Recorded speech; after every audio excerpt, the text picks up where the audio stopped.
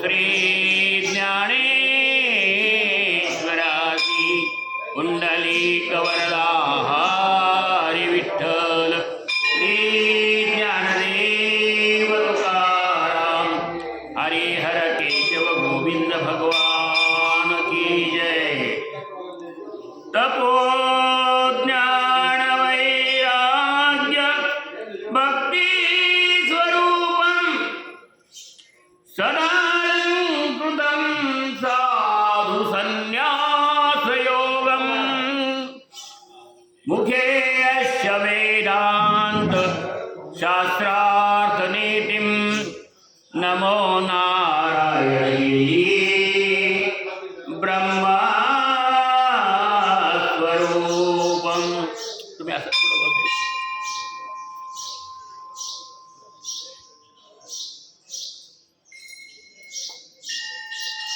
हरि ओम नमो भगवते वासुदेवाय गोविंदाय नमो नमः। नमो ब्रह्मण्य देवाय गोब्रह्मण्य हिताय च जगद्गीताय कृष्णाय गोविंदाय नमो नमः।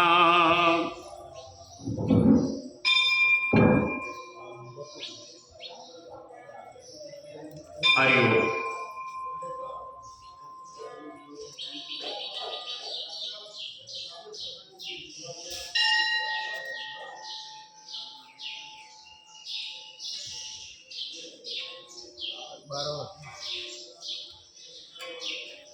आज सोमवार, श्रावणी दुसरा सोमवार, नित्याची आपली प्रवचन सेवा सकाळची आणि त्या निमित्ताने हरिहर केशव गोविंद भगवान यांच्या मंदिरामध्ये चाललेला हा उपक्रम नित्यनेमाने सालाबादप्रमाणे होणारी ही सेवा, या सेवेसाठी या महिन्यामध्ये आपण सकाळी 12वा अध्याय आणि संध्याकाळच्या सेवेला 15वा अध्याय माऊलींनी ज्या काही ओव्या सांगितल्या त्या श्लोकावरती त्या ओव्या माऊलींनी काय विश्लेषण केलेलं आहे तेच माऊलींच्या शब्दात आपण या ठिकाणी त्या व्यक्त करणार आहोत। आपल्या मनाचं त्याच्यात टाकायला अधिकार नाही। अमृताचे ताटी ठेविली करवंती, नाथ महाराज म्हणतात। नाथ महाराजांनी सांगितलं की आपण जर आपल्या मनाचं काही घुसडायला त्याच्यात गेलो, कारण की ज्ञानेश्वरी मग अशुद्ध होऊन जाईल। जे माऊलींनी शुद्धता त्याच्यामध्ये ठेवलेली आहे, अमृताची जी शुद्धता आहे ती शुद्धता ती तशीच राहिली पाहिजे, त्याच्यात बदल नाही झाला पाहिजे। अमृत हे अमृतच, म्हणून या ठिकाणी माऊलींनी काय या ठिकाणी सांगितलेलं आहे प्रत्येक श्लोकावरती, तर आपले 4 श्लोक आतापर्यंत झालेले आहे।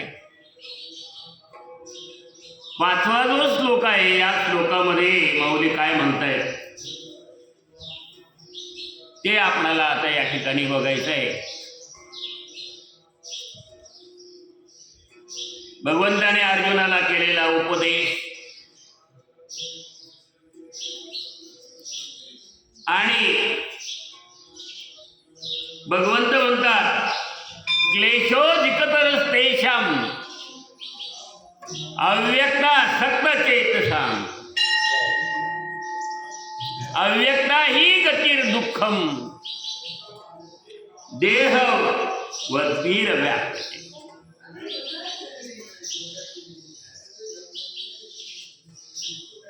व्यक्त आणि अव्यक्ताचा विषय आपला चालू आहे. व्यक्त काय आहे, अव्यक्त काय आहे, आणि मग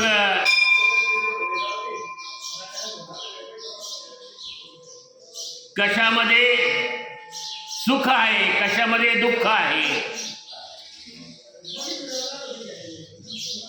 अव्यक्त ब्रह्मामध्ये ज्याचे मन आसक्त झालंय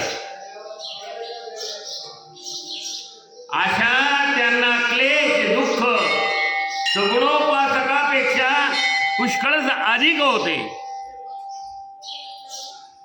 कारण व्यक्त देहावर अभिमान ठेवणाऱ्या, हा देह मी असे समजणाऱ्या लोकांना अव्यक्त ब्रह्माची गती मोठ्या कष्टाने प्राप्त होते. म्हणून निर्गुण उपासकापेक्षा सगुण उपासक चांगले. काय सांगितलं? निर्गुण उपासकापेक्षा सगुण उपासक का चांगले आहेत? कसे चांगले आहेत ते या ठिकाणी भगवान सांगतात.